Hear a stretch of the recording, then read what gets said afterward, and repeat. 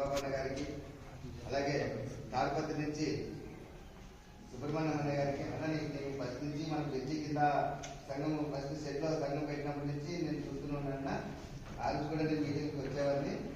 ఆయనకు అదేవిధంగా BJP party నుంచి డైరెక్టర్గా ఎన్నుకోబడ్డ మనోహర్ గారికి, మహిళలకు, అదేవిధంగా అనంతపురం నుంచి టీడీపీ తరఫున ఎన్నుకోబడ్డ పవన్ కుమార్ గారికి, మా మిత్రుడు మా పెద్దలు డి చెర్లపల్లి ఎన్నున్న గారికి, నాగప్పన్న గారికి, తాడిపత్రి సుబ్రహ్మణ్యం గారికి, మరి అదేవిధంగా నాగేంద్ర అన్న గారికి కూడా నా హృదయపూర్వక ధన్యవాదాలు తెలుపుకుంటున్నాను. మిత్రుల అన్న, ఇక్కడ ఉండే వాళ్ళు నాకు చాలా పెద్దవాళ్ళు ఉన్నారు. ఇది మనకి రాజకీయ వేదిక కాదు కాబట్టి మన సంఘానికి సంబంధించినటువంటి 4 మాటలు నేను చెప్పదలుచుకున్నా.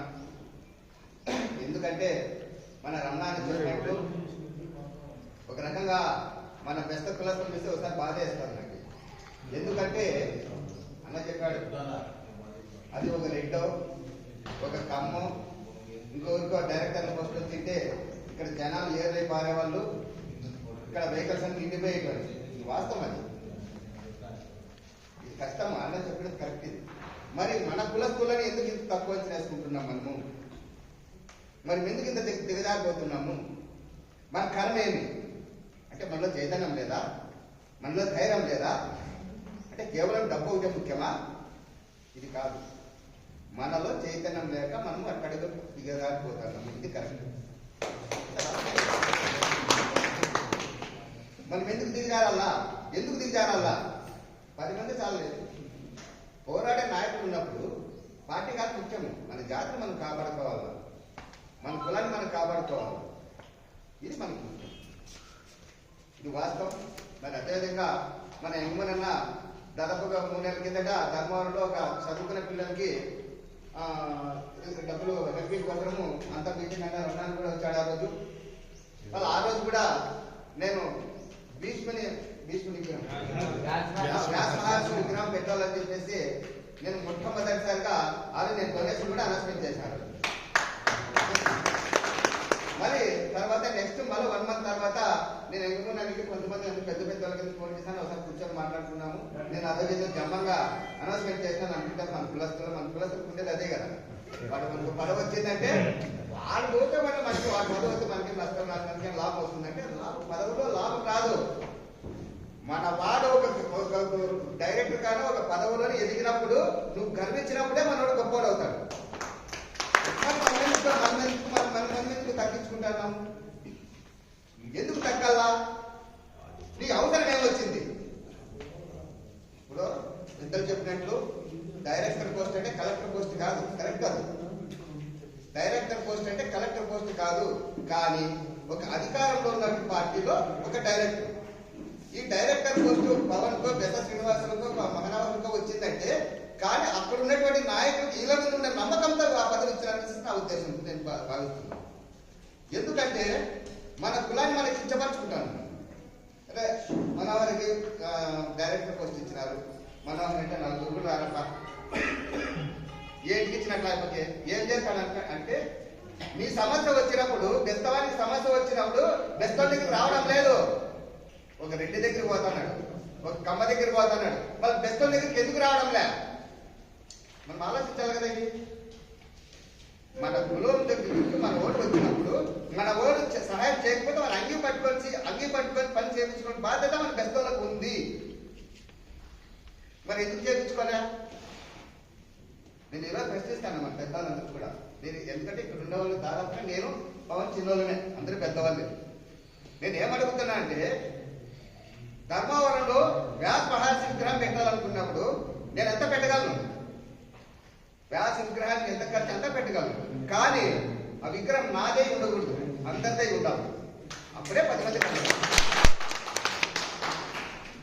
మరి ఎందుకు మనకి కర్మ? మనం ఎందుకు ముందుకు పోవడంలే? ఇంతటి ఇప్పుడైనా పెద్దలు చాలా మంది ఉన్నారు. దయచేసి నా మాటలు వినండి. ఎందుకంటే నేను చాలా చిన్న స్థాయి నుంచి పైకి వచ్చేవాడిని. నాకు 15 రూపాయలు జీతము ఉరిమిషన్లో పోతా అంటే మా అక్క గురువు నాకి. ఈరోజు మా నాగేంద్ర కూడా తెలుసుకుంటాను. కానీ ఈరోజు చదువు లేదు నాకు.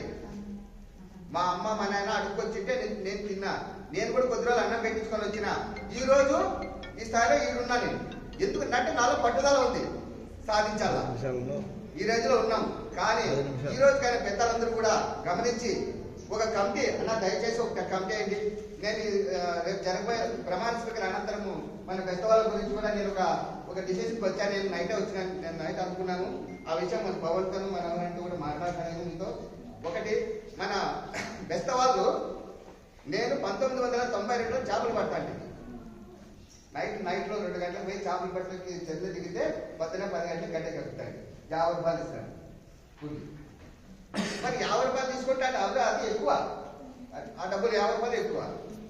మరి ఆ రోజు ఫెస్టివల్ ఈ రోజు కనిపించలే అంటే ఆ రోజు పరిస్థితులు 50 రూపాయలు వాళ్ళ సంసారం గడవడం కష్టమవుతుంది. కానీ ఈ రోజు చేపలు పట్టే వాళ్ళకి 1000 రూపాయలు వస్తుంది.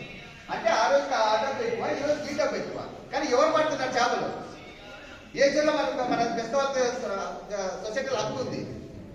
మరి ఆ చెరువులో మన ఫెస్టివల్ ఉన్నారు, మరి ఎందుకు లేదు? కారణం ఎవరు? మనమే.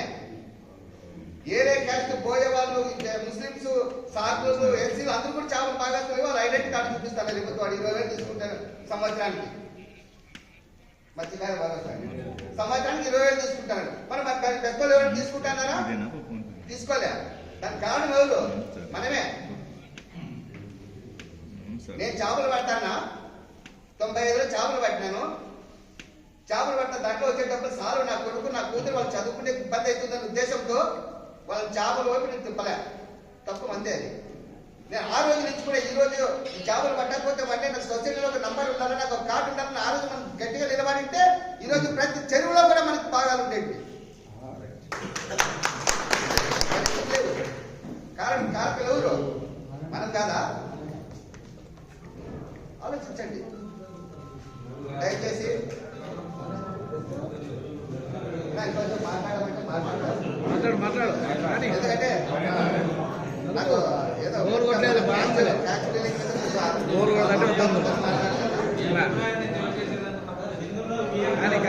ఎందుకు వెనకబడిపోతున్నాము?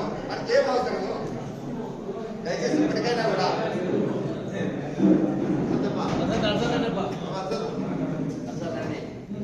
ఇప్పటికైనా కూడా మన ఉమ్మడి అనంతపురం జిల్లాలో గవర్నమెంట్ సొసైటీలు ఎన్నుకోబడినటువంటి 135 చెరువులు ఉన్నాయి. ఉమ్మడి అనంతపురం జిల్లాలో 135 చెరువులు సొసైటీలు ఉన్నాయి మన ఉమ్మడి అనంతపురం జిల్లా. కానీ ఈ 135 చెరువులో కానీ కనీసము ఒక 10 చెరువుల్లో కూడా మన భాగస్తులు లేరు, ఫెస్టివల్ లేరు. 4 దర్బార్లు అసలు లేరు, 4.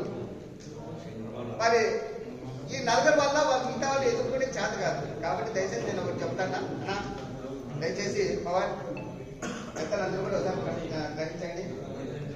ప్రతి చెరువులో కూడా మన బెస్ట్ వాళ్ళకి 50% హక్కును కల్పించాలని చెప్పేసి నేను పోరాటం చేస్తా. ఎందుకంటే ఈరోజు అధికారంలో ఉన్నాను కాబట్టి ప్రతి చెరువులోనూ ఎక్కడైతే సొసైటీలు ఉన్నాయో అక్కడ ప్రతి చెరువు కూడా 50% బెస్ట్ వాళ్ళకి హక్కును కల్పించాలని చెప్పేసి నేను డిమాండ్ చేస్తాను. ఇదే మేము ప్రమాణ స్వీకార అనంతరము విజయవాడ దీన్నే ఫస్ట్ ప్రతిపాదన చేస్తామని చెప్పేసి మేము ముగ్గురు కూడా మనోహరాన్ని కూడా చెప్పేసి మేము డిసైడ్ అవుతాం దీని గురించి. ఒకటోది. రెండోది,